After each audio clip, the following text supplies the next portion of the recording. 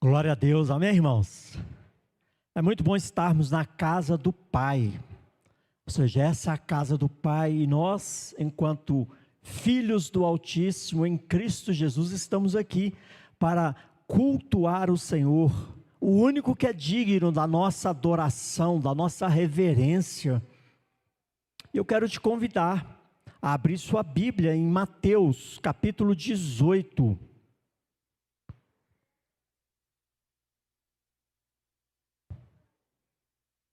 Mateus capítulo 18, nós vamos meditar nessa porção da palavra de Deus que se encontra entre os versos 15 a 20. Nós já ministramos no passado nesse texto, e hoje nós vamos fazer uma ministração com uma perspectiva totalmente diferente. A beleza da palavra de Deus é que ela é eterna, ela é permanente, e nós podemos olhar para a palavra de Deus e trazer perspectivas de cada ponto que ela traz. E são pontos profundos, e em cada mensagem a gente pincela e explora algumas dessas perspectivas. Deixa a sua Bíblia aberta em Mateus 18, versos 15 a 20. Nesse mês de outubro em especial, nós estamos aí fazendo uma série de mensagens, nos lembrando do movimento de Deus no mundo, na história humana, que foi rotulado de reforma protestante. Isso nada mais foi que foi um despertamento divino da parte de Deus, na igreja de Cristo, que estava soterrada pelas trevas da ignorância, da idolatria e de tantas outras coisas, que abafou o evangelho que havia sido anunciado desde o primeiro século. E aí nós temos a reforma protestante, que foi esse marco, esse mover de Deus através de servos dele, redescobrindo e trazendo a palavra de Deus de volta ao púlpito das igrejas, de volta à centralidade das escrituras no culto divino. Esse foi o movimento que nós rotulamos de reforma protestante. Nesse mês de outubro, nós estamos pincelando alguns pontos. E nesse dia em especial, nessa noite em especial, queridos irmãos, nós vamos meditar a respeito de um assunto de grande relevância para as nossas vidas. A reforma protestante foi muito mais do que uma ruptura ou uma disputa teológica. Foi uma reorientação espiritual da igreja de Cristo. Foi um chamado poderoso e inegociável para que o povo de Deus voltasse a viver sobre o governo da palavra. Domingo passado, com o pastor Yuri, nós já meditamos a respeito deste aspecto com bastante profundidade. Mas entre tantos temas que a reforma protestante tratados pelos reformadores, temas como fé, graça, escritura, culto, um valor essencial foi resgatado e restaurado por esse mover de Deus, a disciplina eclesiástica. Esse é um dos temas relevantes, resgatado pela reforma protestante. Por quê? Na Idade Média, irmãos, a disciplina havia se corrompido, tornara-se instrumento de controle clerical, manipulação e medo. Mas com a reforma, a disciplina voltou a ser expressão da graça e da santidade de Deus no meio do seu povo. E o texto que nós temos diante de nós, de Mateus 18, versos 15 a 20, é a base que os reformadores redescobriram como modelo bíblico de disciplina. Aqui Jesus define o modo como o seu povo deve lidar com o pecado dentro da comunidade redimida. Nós vamos ler com bastante atenção esses versículos de Mateus 18, versos 15 a 20. Vamos fazer uma leitura alternada. Eu lerei os versos ímpares e os irmãos os versos pares, com boa disposição. Amém, irmãos? Vamos iniciar? Se teu irmão pecar, vai arguí-lo entre ti e ele só. Se ele te ouvir, ganhaste a teu irmão.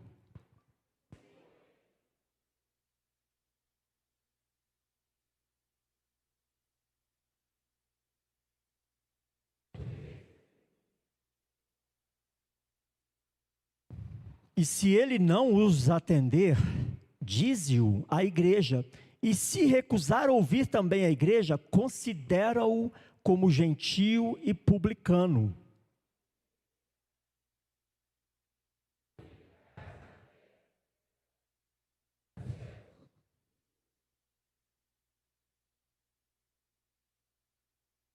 Em verdade também vos digo que, se dois dentre vós sobre a terra concordarem a respeito de qualquer coisa que, porventura, pedirem, ser-lhe-ás concedida por meu Pai que está nos céus.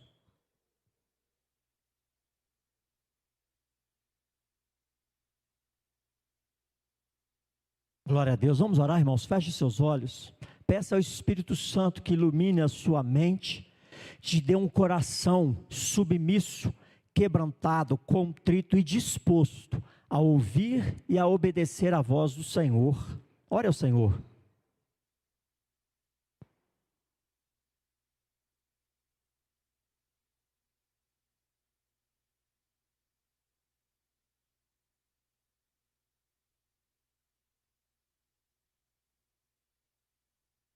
Pai, graças te damos pela tua palavra, que é lâmpada para os nossos pés, luz para os nossos caminhos. E te pedimos nessa noite bendita, Pai, passe em revista o teu povo, sonda e esquadrinha nossas mentes e corações, tira do nosso meio, ó Pai, toda inquietação, toda dispersação, todo roubo de palavras caia por terra em nome de Jesus.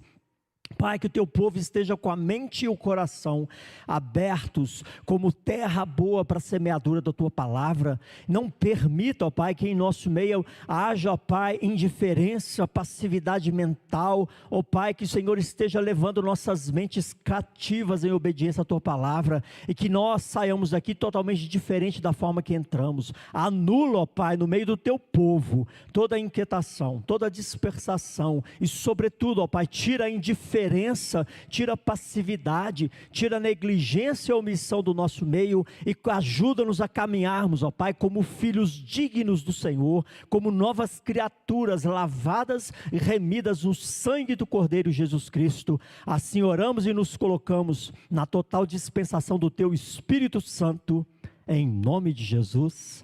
Amém, irmãos? Então, o seu propósito é não se inquietar, não se dispersar. Se tiver sede, permaneça com sede, mas não se disperse, porque tudo e qualquer coisa é como a ave do céu para roubar sementes, e nós não nos damos conta disso. E queridos irmãos, nós precisamos ouvir a palavra de Deus e permitir que Deus nos oriente, que Deus nos eduque, que Deus nos confronte, que Deus nos dirija os passos. Mas muitas vezes, por coisinhas pequenas, nós resistimos à voz do Senhor. Coisas pequenas, não são coisas grandes. E é preciso estar atento, para que as aves do céu não roubem as sementes que são semeadas. Amém, igreja? Glória a Deus. E hoje, irmãos, à luz desse texto e da história da Reforma Protestante, eu quero falar com os irmãos, quero meditar com a igreja, de como a disciplina eclesiástica foi redimida pela palavra de Deus, e como continua sendo um sinal de uma igreja verdadeiramente cristã, bíblica e reformada. Nós vamos trabalhar essa perspectiva a partir desse texto bíblico por meio de 3 pontos de extrema relevância para a nossa caminhada espiritual. E o primeiro ponto que eu quero meditar com os irmãos é que a reforma da disciplina eclesiástica começa, irmãos, com a palavra de Deus. Começa na palavra. Toda e qualquer disciplina é estabelecida na palavra de Deus, em nenhum outro lugar.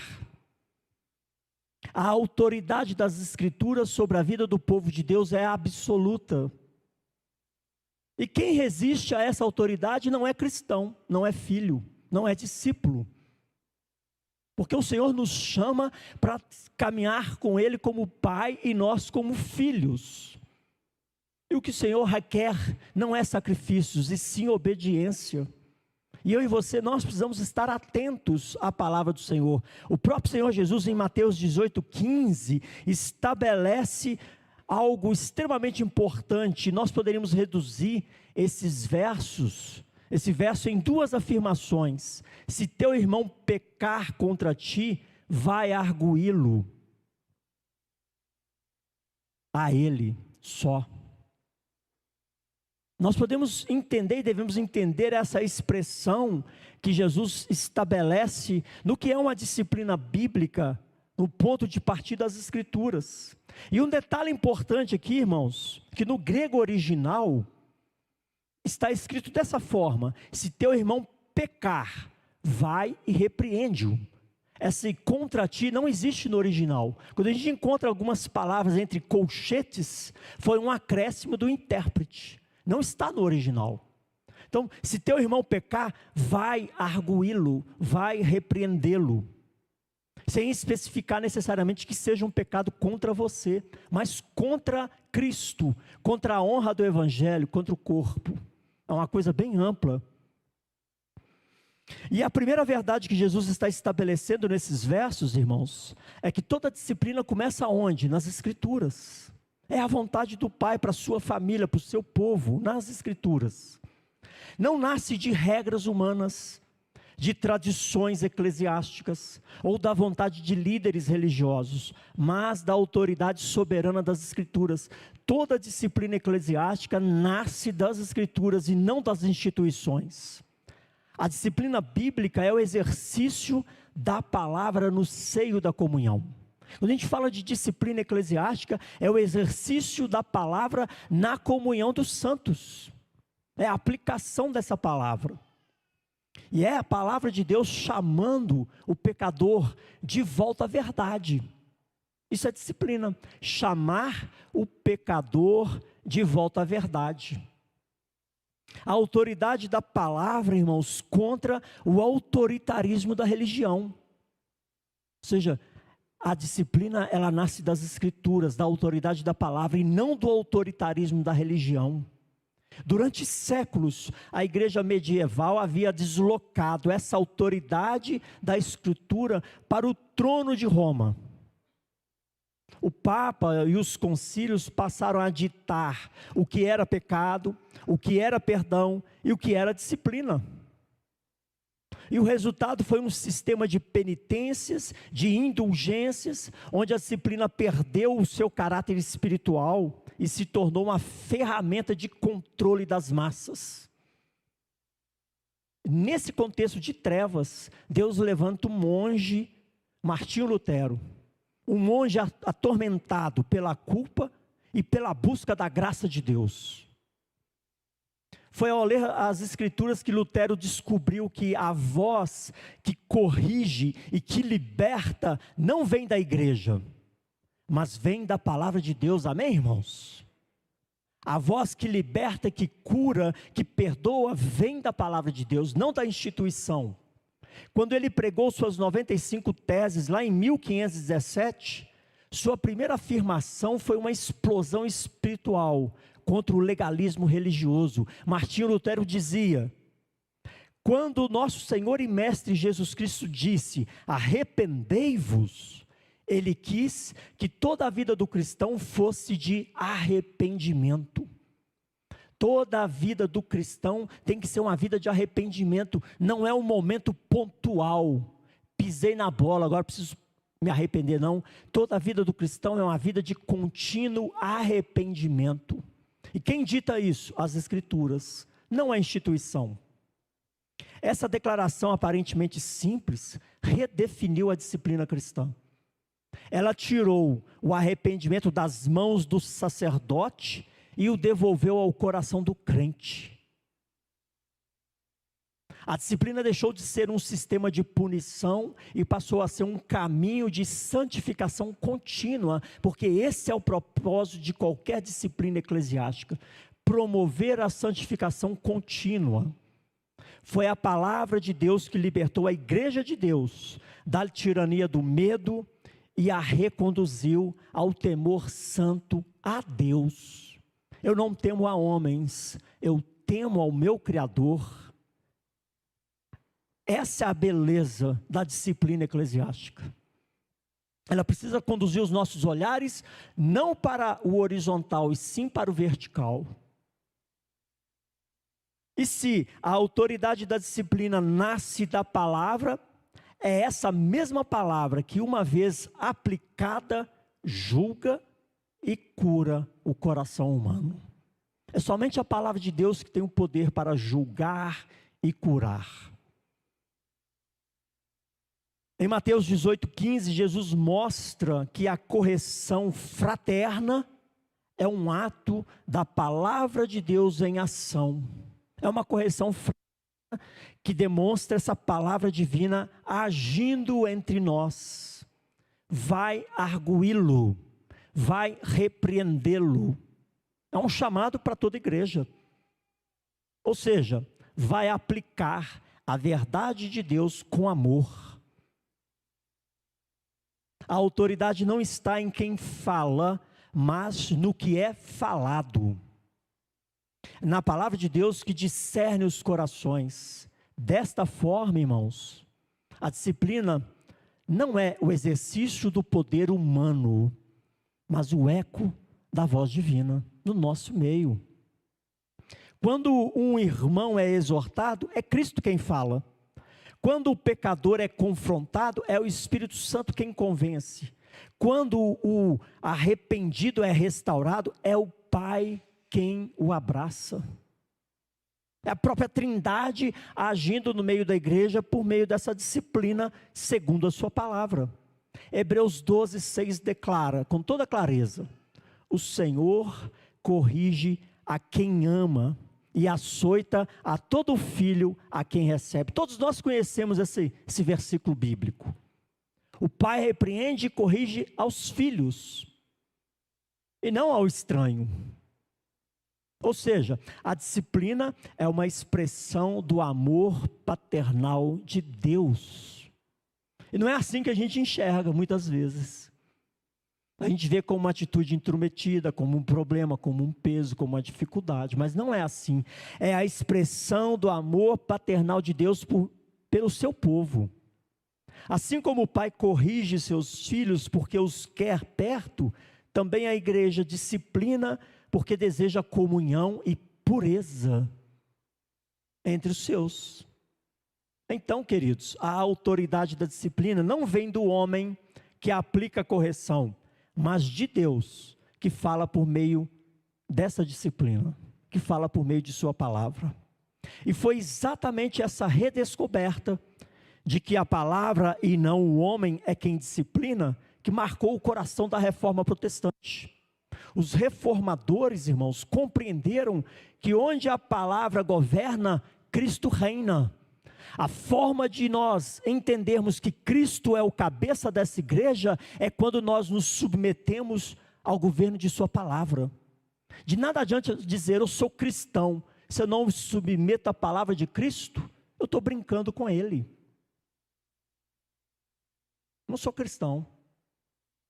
O princípio do sola escritura não era apenas uma tese doutrinária, mas o grito de libertação da alma da igreja. Sem a palavra de Deus, a disciplina se torna tirania, mas sobre a palavra ela se torna graça. E aí preciso mudar minha perspectiva. Entender que esse é a graça de Deus em ação no nosso meio. Calvino escreveu nas Institutas: a igreja não tem outra voz senão a do seu esposo, e quando ela fala em nome de Cristo, é a palavra que governa, corrige e edifica. Essa era a perspectiva dos reformadores, desde 1500. E isso é que foi redescoberto e trazido de volta, porque estava soterrado em interesses, ganâncias, cobiças, tiranias. A reforma, irmãos, não criou um novo sistema disciplinar. Ela devolveu à disciplina a sua fonte legítima, a Escritura Sagrada. A reforma não trouxe nada de novo, ela apenas devolveu a sua fonte legítima, as Escrituras. Foi um retorno à autoridade divina que corrige, não para humilhar, mas para curar. Que confronta, não para destruir, mas para restaurar. Esse é o propósito de toda disciplina. Seja a disciplina eclesiástica, ou seja a disciplina paterna, materna, fraterna. Que tudo isso que a gente está falando aqui se aplica à família cristã. Disciplina paterna, disciplina materna, é um cuidado de Deus, quando alinhado com as Escrituras, para a sua vida. Disciplina fraterna é quando o irmão te exorta, te repreende, a partir das Escrituras em amor. E como eu acolho esta palavra de Deus para o meu cuidado? O que nos leva ao segundo ponto dessa mensagem, irmãos. A reforma da disciplina reorienta a comunhão. Queridos, a igreja como um corpo que se corrige, é o que ensina Mateus 18, versos 16 a 17. Presta atenção nisso. A igreja como um corpo que se corrige mutuamente. Não é dever dos pastores, dos presbíteros, é dever de cada membro, cada discípulo do corpo de Cristo. É um dever primário. Olha o que Jesus está dizendo no versos 18, 16 e 17. Capítulo 18, versos 16 e 17. Toma ainda contigo uma ou duas pessoas. A gente pode sintetizar esses dois versos nessas duas afirmações. Toma ainda contigo uma ou duas pessoas. E depois, dize-o à igreja. O que é isso? Fraternidade. Não é algo isolado, é algo familiar. É algo que se tratar no orgânico, no pessoal. Jesus, ao ensinar sobre correção fraterna, não trata de um processo burocrático, mas de um ato profundamente espiritual, relacional. Já para eu pensar nisso? Essa pessoa do seu lado pode ser uma pessoa que vai te livrar de cair em tentação, pode ser uma pessoa que vai te livrar de entrar em problemas ainda piores, se você der ouvido à voz dela quando ela falar em nome de Jesus. Isso é, irmãos, relacionamento. Isso é o mover da graça de Deus entre nós. Será que a gente está atento a isso? Percebendo Deus agindo a nosso favor através do outro. Jesus insere a disciplina no coração da comunhão cristã.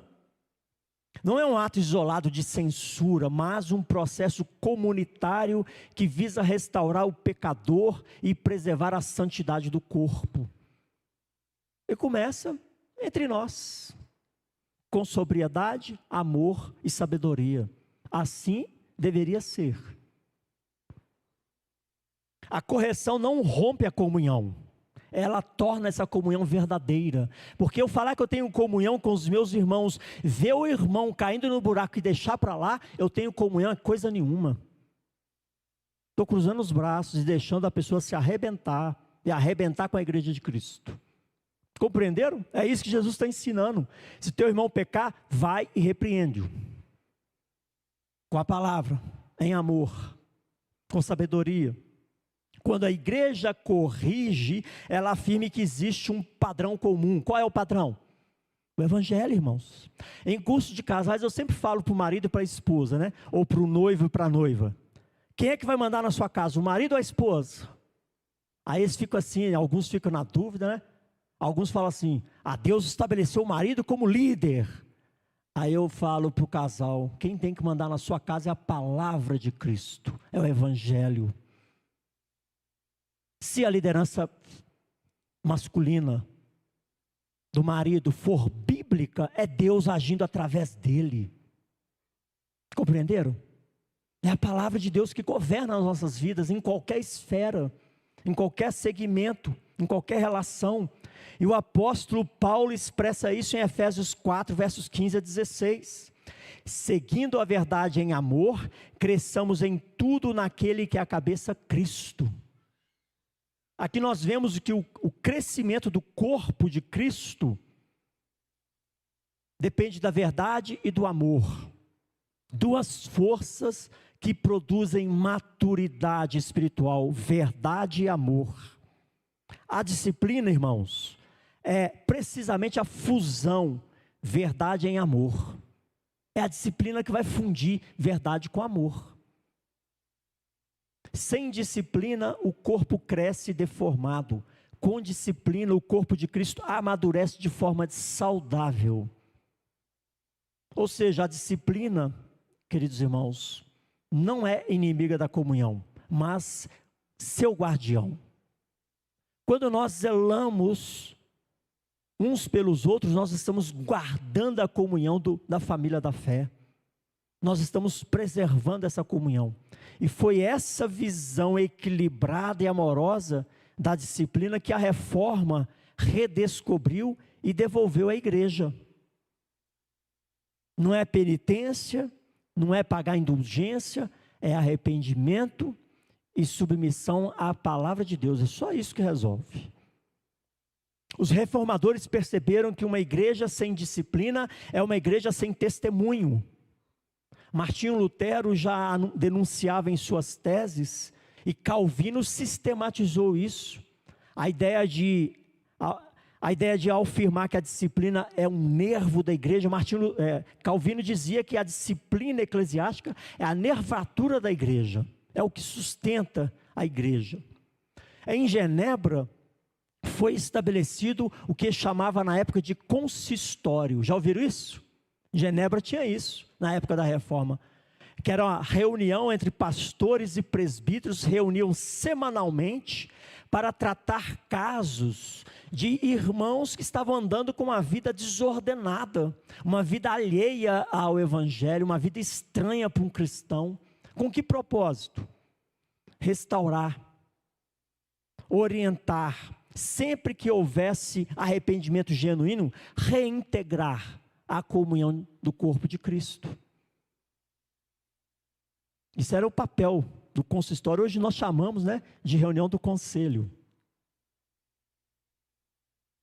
Então a disciplina visava não excluir, mas reintegrar, restaurar o faltoso, reorientar aquela pessoa que estava com o olhar no mundo e não no evangelho. Esse é o propósito do arguí-lo, do repreender, é esse o propósito. Você está olhando para o lado errado, a palavra de Deus diz isso, orienta dessa forma. E aqui, irmãos, em Genebra nasceu o modelo de uma comunhão responsável e confessional. O que é isso? Uma comunhão responsável e confessional. Somos membros uns dos outros, confessional, e responsáveis pela santidade mútua. Ser cristão de verdade, membro de uma igreja verdadeiramente evangélica, implica em responsabilidade de uns para com os outros, porque nós confessamos a Cristo como nosso Senhor, amém, igreja? E se Cristo é seu Senhor e meu Senhor, nós devemos andar segundo as normas dele, ele é o padrão. Por isso, responsável e confessional. Essa comunhão responsável só é possível quando a disciplina é praticada como um ato de amor, nunca de dominação. No ensino de Jesus Cristo e no reino de Deus, toda disciplina é cuidado. Já parou para perceber isso na Bíblia? Toda disciplina vinda do reino de Deus é cuidado de Deus para com o seu povo, nada além disso. Quando o membro sofre, todo o corpo sofre, todo o corpo sente, 1 Coríntios 12, 26. Quando o membro peca, todo o corpo é afetado. Por isso a verdadeira comunhão carrega fardos, confronta em amor e busca restauração. Uma igreja reformada é aquela que vive o confronto à luz da cruz, onde justiça e misericórdia se beijam, como diz lá o Salmo 85, 10.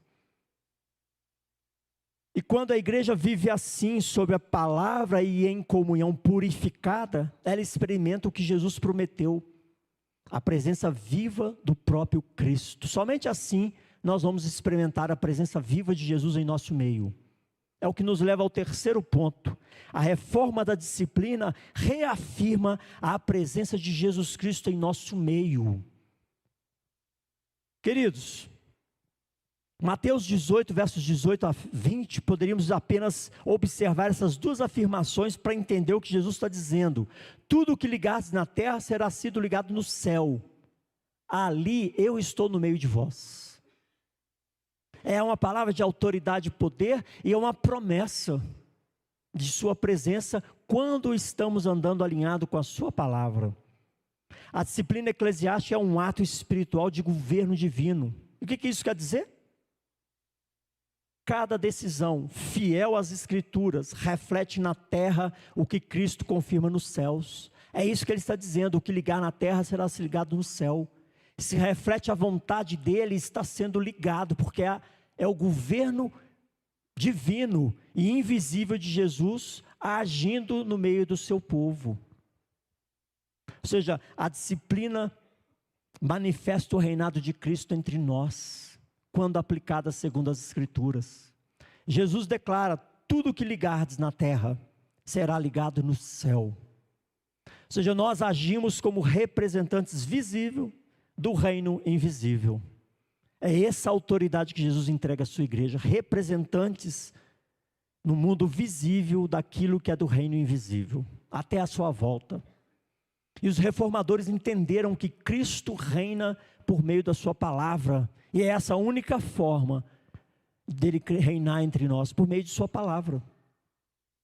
Que a disciplina é uma dessas expressões do seu reinado. Assim, quando a igreja promove disciplina, o reino de Deus se torna visível, porque nós estamos expressando os valores do reino invisível. Essa é, em suma, o resultado da disciplina eclesiástica: expressar valores do invisível no visível. Porque os valores desse mundo, irmãos, são totalmente opostos aos valores do reino de Cristo. E eu preciso me guiar em quais valores? Do reino de Cristo. Foi dessa compreensão que nasceram as marcas que distinguem uma igreja verdadeiramente bíblica. Você sabe quais são as marcas que foram sistematizadas pelos reformadores? 3 marcas que diferem, que distinguem a igreja, que realmente é uma igreja bíblica. Você sabe quais são? Está claro para você? Os reformadores sistematizaram essas marcas em 3 afirmações. A primeira delas: exposição fiel da palavra, das Escrituras. Segunda, a correta administração dos sacramentos. E terceira marca, é o tema dessa mensagem de hoje: o exercício da disciplina eclesiástica. Em empresas e seitas você não vai encontrar essas marcas. Porque, irmãos, essas 3 marcas se sustentam mutuamente. A palavra revela, os sacramentos confirmam e a disciplina protege a igreja de Cristo. Sem disciplina, a santidade se dissolve e a presença de Cristo se torna apenas um conceito. É a igreja cristã, mas não tem a pessoa de Cristo. É só um conceito. Mas quando a santidade é preservada, Cristo se manifesta de forma real e poderosa. Meus queridos, santidade é o ambiente onde Cristo habita. Hebreus 12:14 une 2 pilares inseparáveis: paz e santificação. Lembra? Hebreus 12:14 vai unir esses 2 pilares, paz e santificação. A disciplina é o ponto de encontro entre ambos. É a paz restaurada pela verdade e o amor que purifica. E a reforma redescobriu isso. Cristo habita onde o seu povo vive em santidade. Ali estou no meio deles. É a promessa e selo da sua presença viva. Assim, queridos, a reforma da disciplina é, em última análise, em síntese, a reforma da presença de Jesus Cristo entre nós. Amém, igreja? Cristo está realmente presente onde a sua santidade é levada a sério. Ele habita onde o seu povo vive sob sua palavra e em comunhão com sua vontade. Esse é o sentido de ser cristão. Viver em comunhão com sua vontade, em obediência à sua palavra. Quando a igreja disciplina, declara que Cristo governa. Quando a igreja busca santidade, afirma: Cristo está presente. Quando a igreja restaura o caído, proclama: Cristo ainda salva. Esse é o resultado da reforma da disciplina no seio da igreja de Cristo. trazer de volta a presença de Cristo no meio do seu povo, trazer de volta o governo de sua palavra para nos guiar. Um crente não vive segundo os seus próprios interesses, mas ele é chamado a pensar nas coisas lá do alto, a viver para a glória do Pai, a seguir as pegadas do Mestre. É isso que significa ser cristão, e nós nos ajudamos mutuamente nessa caminhada, amém, irmãos? Para concluir, a reforma da disciplina é um chamado à submissão e à santidade. Queridos, o Espírito Santo ainda fala à igreja. Quem tem ouvidos, ouça o que o Espírito diz à igreja. Porque nós vivemos uma geração que quer os milagres de Jesus Cristo, mas não a autoridade de Cristo.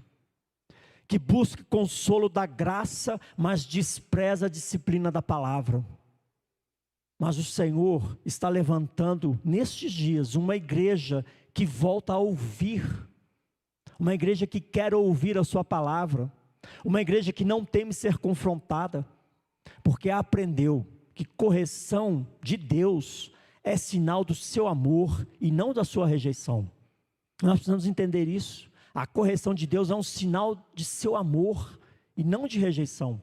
Não há verdadeira reforma sem submissão. Não há verdadeira reforma do seu coração sem submissão à palavra. Reforma não foi uma coisa de 1517, é uma coisa de hoje, vai ser uma coisa de amanhã, que todo aquele que nele crê precisa ser reformado dia após dia, amém, igreja? A reforma da disciplina é, antes de tudo, um retorno à soberania da palavra, retorno ao senhorio de Cristo sobre a sua igreja, retorno à santidade que o Espírito Santo exige de um povo que foi comprado por sangue. Não é um conselho, uma sugestão, é uma exigência. Por isso, ouça bem, presta atenção. A disciplina nasce onde a palavra de Deus é soberana. Ela é a voz do próprio Deus chamando o seu povo de volta ao caminho. E só a igreja que se curva diante da Escritura pode ser chamada de uma igreja reformada, de uma igreja cristã, de uma igreja bíblica. Quando a igreja volta à palavra, ela volta à presença de Cristo. E quando Cristo está presente, o pecado perde força. O coração é quebrantado e o povo é restaurado. É por isso que a disciplina não é o oposto de graça, é a graça em ação. Quando alguém chegar para você em nome de Jesus, em amor, para te exortar, te repreender, te encorajar, ouça isso como voz de Deus para a sua vida. Ainda mais se for um oficial da igreja. Ouça como voz de Deus sobre o cuidado sobre a sua vida.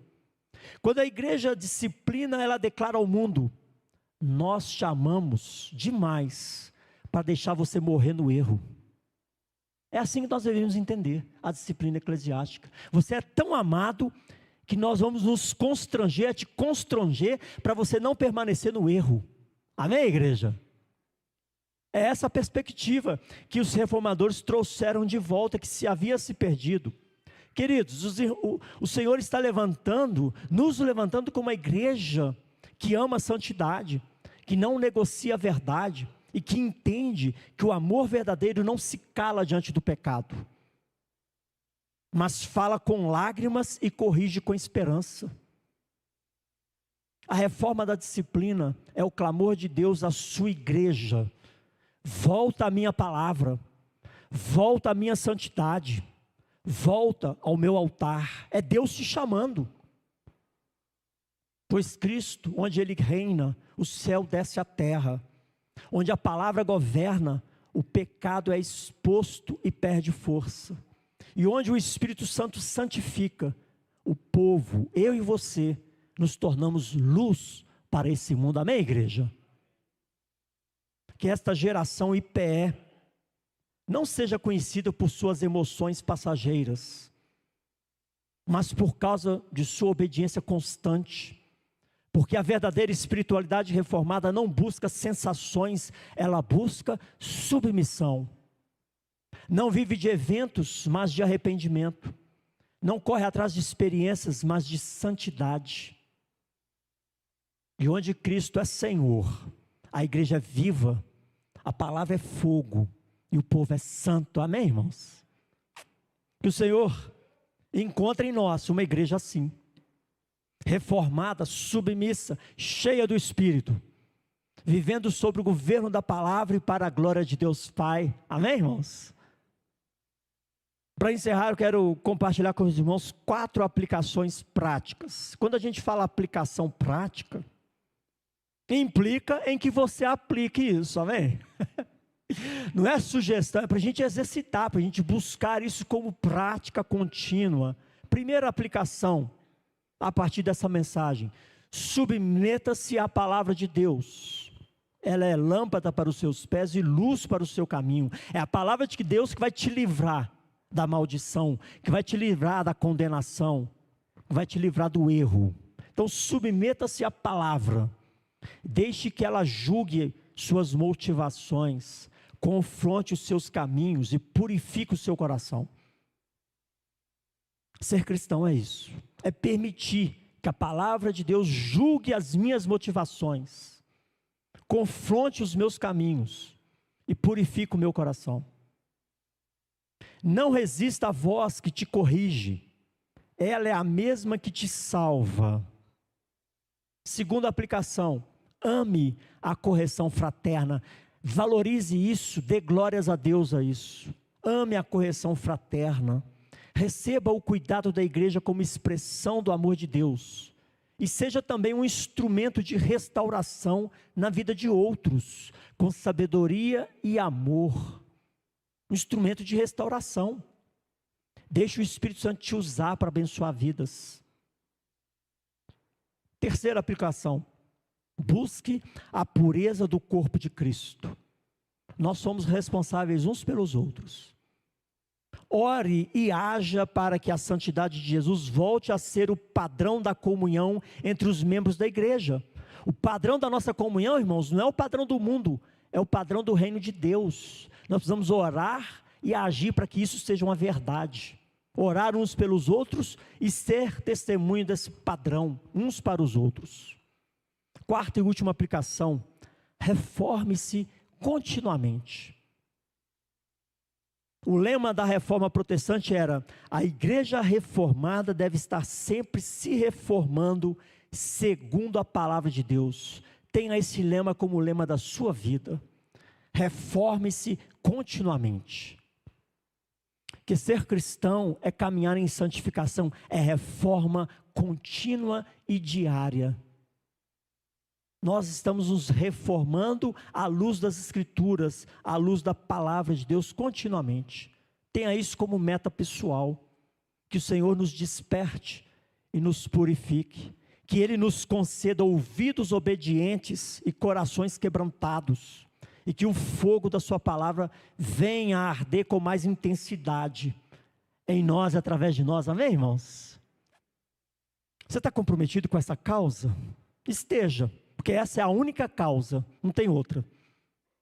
Jesus te chamou para isso.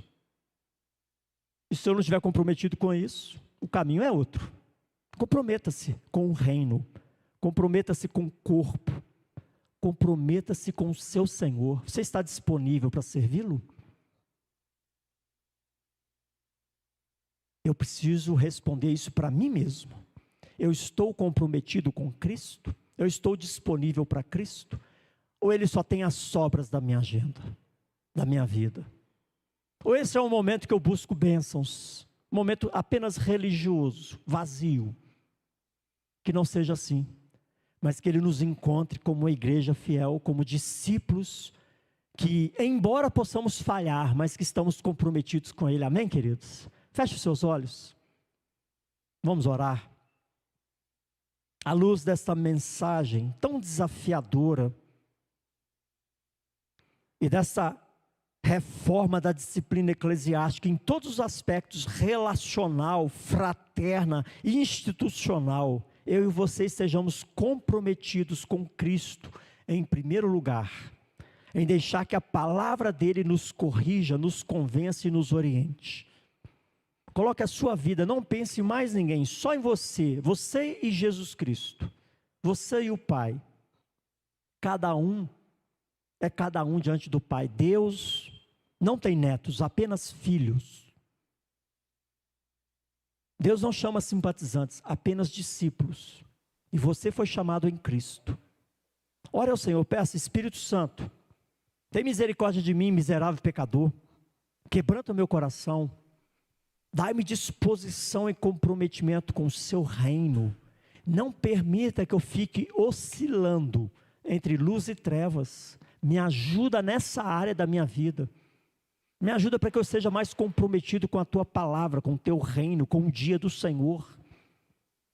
Ore ao Senhor com sinceridade, com entrega. Porque corações quebrantados e contritos, Deus não despreza.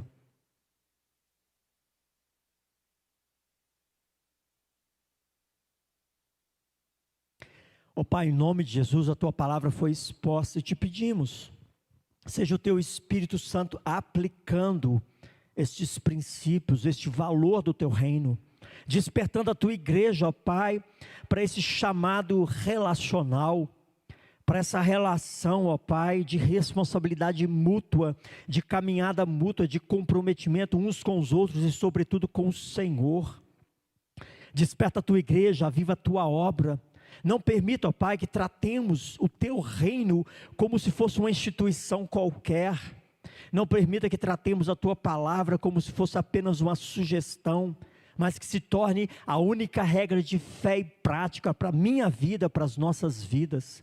Querido Espírito Santo, em nome de Jesus, leva cada pensamento cativo em obediência à palavra de Cristo.